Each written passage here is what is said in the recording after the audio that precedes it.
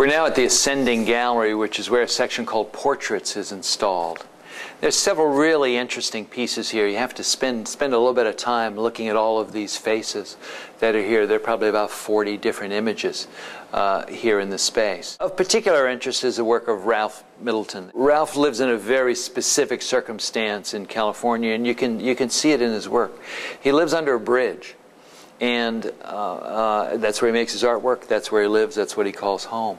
And as a result of living in that bridge, there are moments in which the translucency of the bridge allows some light beams to come through, and he uses those rays of light as a visual element in much of his work. His work also has a certain threatening quality about it, not only in the title, My Friend, My Enemy, for instance. It has a confrontational element to it, which again, if you can imagine as someone living under a bridge is going to have, it's not the easiest of lives. So within his work, it has this, you know, a very urban, complex kind of feeling to it. Also in two works in this portrait section are works by Bill Snyder.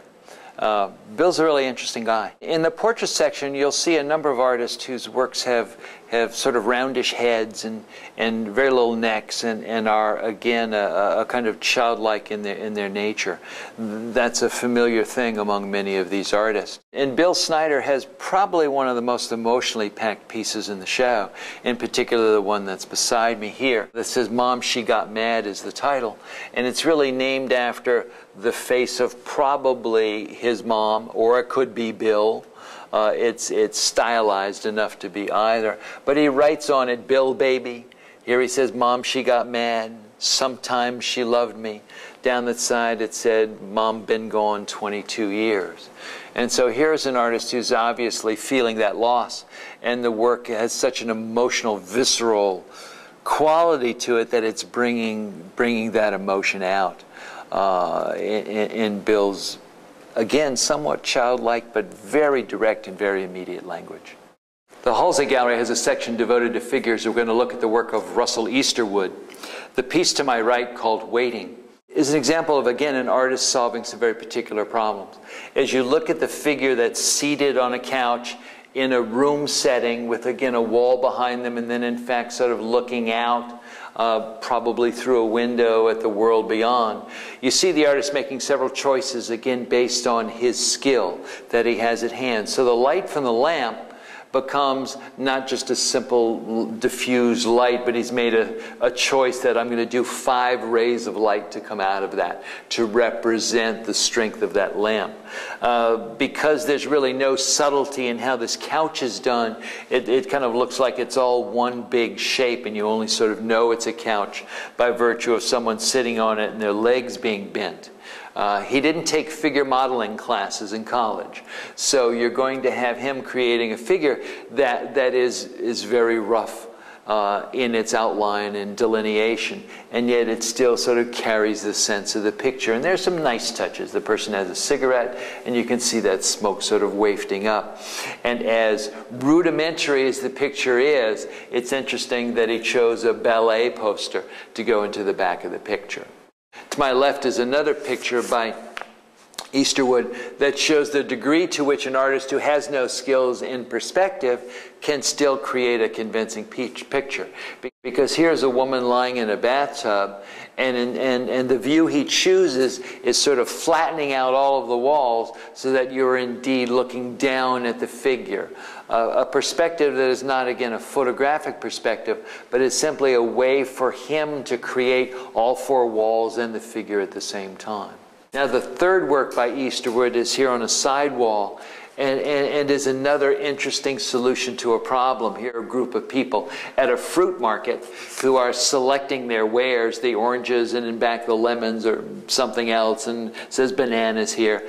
And yet he takes those lights that we see all the time, and the lights now become very physical things, or I should say the light from those lights. So as it's burning down, the yellow becomes a very dramatic shape, not something subtle and transparent. And he's even gone so far as to outline it, so now it has an even larger physical presence.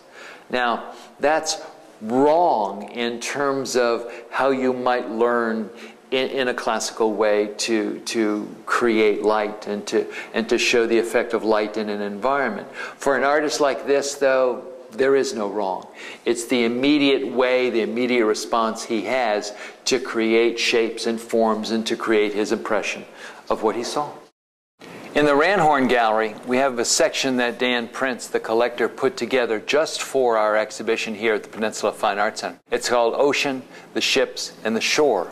And so everything dealing with aquatic subject matter is in this room. Right here is a work by Heidi Hennessy, who's the artist who had the Village Storm piece in the Ferguson Gallery, who also has a piece in the Beck Halsey Gallery. And it's interesting to see how the intensity and fullness that she gives to things that are happening in the sky are really consistent throughout her work. So that's a nice kind of comparison to make. There are lots of subjects here in this part of the show. There's some coral, there's some fishes, things done in very different kinds of ways. This is one of the more multimedia rooms that we have. But of course the highlight of this room is Jesse Donahoe's Waterfall. This again is a piece that we added the light to, and it has these ripples, again made out of those bags that are very carefully sewn together. These were pieces, again, that he hung in trees and created sometimes things like the tent for shelter and other times as a sort of dramatic gesture.